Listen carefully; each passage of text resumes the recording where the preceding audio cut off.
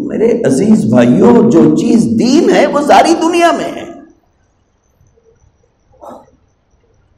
آج ہماری بستیوں میں، ہمارے محلوں میں، ہمارے شہر میں، ہمارے ملک میں ایسے 50 کام ہیں جو ہو رہے ہیں، اور جس کے نہ کرنے والے کو اللہ جانے کیا کیا نام دیے جا رہے ہیں، کہ اتنا ضروری کہ اس کو مسلمان ہونے کا پیمانہ بنایا جا رہا ہے، جبکہ اس کا کوئی تذکرہ نہ قرآن میں ہے، نہ حدیث میں ہے، نہ صحابہ کی زندگی میں ہے۔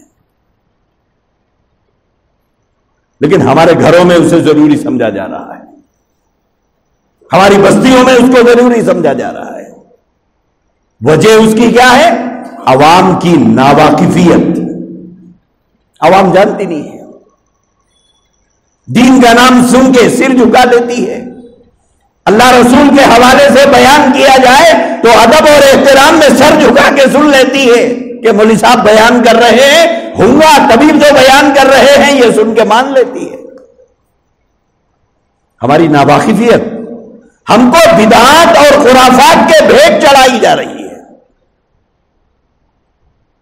جیسے ناواقف، ناتجربے کار دکان پر دھوکہ کھاتا ہے، چیزوں کے خریدنے میں دھوکہ کھاتا ہے، ایسے ہی دین سے ناواقف اور اسلام کی بنیادی تعلیمات سے ناواقف اور اسلام کی بیسک نالج سے ناواقف لوگ دین کے بارے میں دھوکہ کھاتے ہیں۔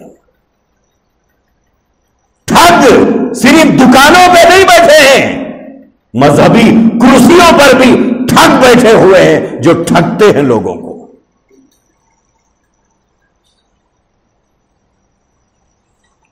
ان کی سادہ لوگی اور ان کی ناواقفیت کا فائدہ اٹھا کر پیٹ پالتے ہیں۔ ایسے کئی لوگ ہیں۔ اس لیے میرے بھائیوں، دین جو ہے وہ پوری دنیا میں ہے۔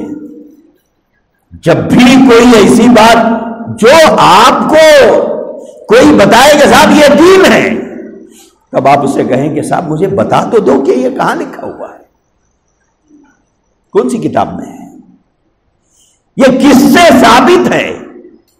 ہمارے سماج میں بہت سے کام ایسے ہیں جو ہم لوگ کر رہے ہیں، اور تصور کیا ہے؟ تصور یہ ہے کہ بڑا ثواب کا کام ہم لوگ کر رہے ہیں، کہ محرم میں ہم نے شربت پلا دیا، بڑا ثواب کا کام کیا۔ سفر کے مہینے میں 13 تیجی کر لیا، بڑا اچھا کام کیا۔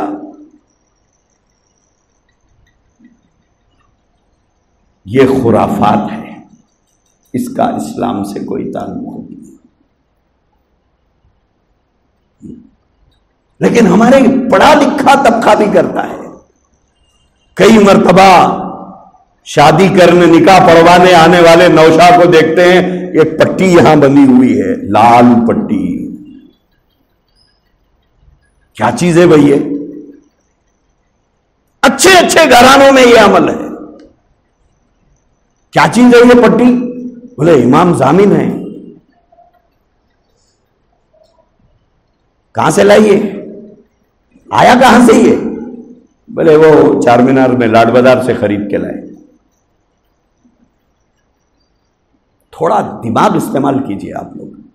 جو پٹی 20، 25، 50 روپے میں ملتی ہے، ایک آپ کے ہاتھ پہ بندھی ہوئی ہے، ایسے 100 اور لٹک رہے ہیں وہاں پہ۔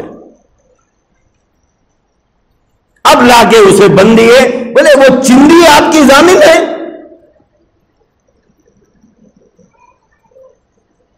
کیا ہے؟ امام ضامن ہے۔ کیا مطلب ہے امام ضامن ہونے کا؟ وہ ضمانت دینے والا امام ہے۔ 50 روپے کی چندی لا کر باندھ دیا اپنے بیٹے کو، اپنے پوتے کو، اپنے نواسے کو، اپنے بھانجے اور بھتیجے کو۔ کیا کہا جائے اس باندھنے والے کو اور بندھوانے والے کو؟ کیا کہا جائے؟ ہاتھوں میں ڈوریاں ہیں نوجوانوں کے، لال ڈوری ڈال لے کے پھر رہی۔ کیا مطلب ہے اس کا؟ لڑکیاں پیروں میں کالی ڈوریاں باندھ رہی ہیں، کیا مطلب ہے اس کا؟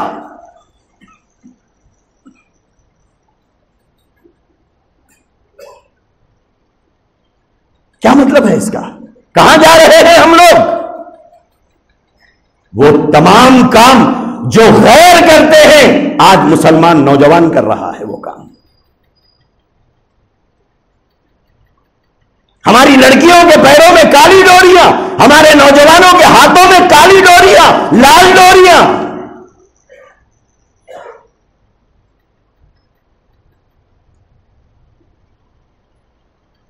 کیا حیثیت ہے اس کی اسلام میں؟ کچھ نہیں ہے، ردی میں پھینکنے کے قابل ہے.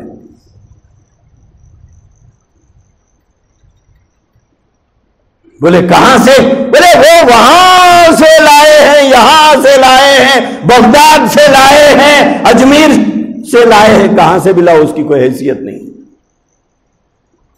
اس کی کوئی حیثیت نہیں. ہمارے لیے مقدس شہر دنیا میں صرف 3 ہیں. ایک مکۃ المکرمہ، دوسرا مدینہ المنورہ، تیسرا فلسطین جہاں پر مسجد الاقصی ہے. بس یہ 3 ہی ہمارے لیے مقدس شہر ہے.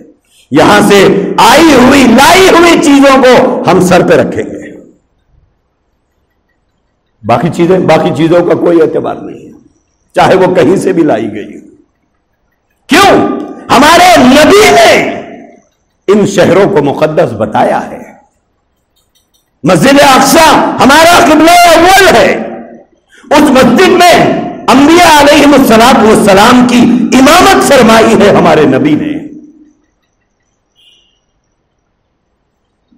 مکۃ المکرمہ جہاں اللہ کا گھر بیت اللہ ہے، مدینہ المنورہ جہاں ہمارے آقا دو جہاں سرور دو عالم صلی اللہ علیہ وسلم آرام فرما رہے ہیں.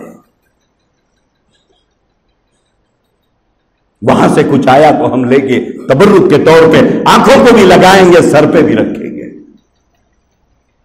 لیکن یہ اجمیر کی ڈوریاں، یہ بغداد کی ڈوریاں، اس کی حیثیت کوئی حیثیت نہیں ہے.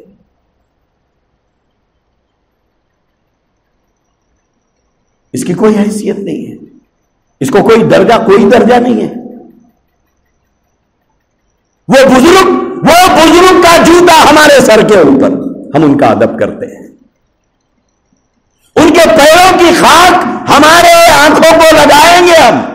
ان کے تقدس، ان کی بزرگی، ان کی ولایت، ان کا تقوی، ان کی پرہیزگاری میں کوئی شک نہیں ہے. وہ بہت بڑے تھے. لیکن وہاں سے تبرک کے طور پر جو چیزیں لا کر بانٹی جا رہی ہیں اس کی کوئی حیثیت نہیں. لیکن ہمارے سماج میں یہ سب چل رہا ہے.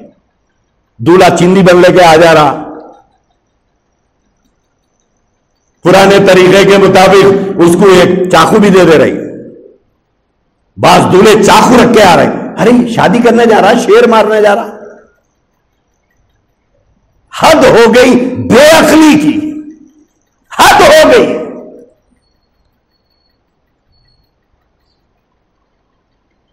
حد ہو گئی اخلاقی گراوٹ کی، حد ہو گئی دین سے ناواقفیت کی، حد ہو گئی. شادی کے دن چاقو تمہارے جیب میں کیوں بابو؟ نہیں، وہ ہمارے دادا رکھے تھے، ہمارے ماموں رکھے، ہمارے چچا رکھے. میں کئی لوگوں نوجوان بچوں کو پوچھا، ارے میاں یہ چاقو رکھ لے کے آئے شادی کے دن، سسرال والے دیکھے تو کیا سمجھیں گے؟ شریف سمجھ کے دیے تھے مگر انہیں تو روڑی دکھ رہا، چاقو رکھ کے پھر رہا. ارے نہیں مول صاحب، وہ ہمارے دادا دیے تھے. کیا ہو رہا ہے؟ کیا کر رہے ہیں ہم لوگ؟ اتنا محفوظ دین ہمارا، اتنا محفوظ دین، مدینے سے جیسے نکلا تھا ویسے ہی محفوظ آج ہمارے شہر میں موجود ہے. اس کے باوجود ہم یہ خرافات کر رہے ہیں. اتنے خرافات ہمارے پاس.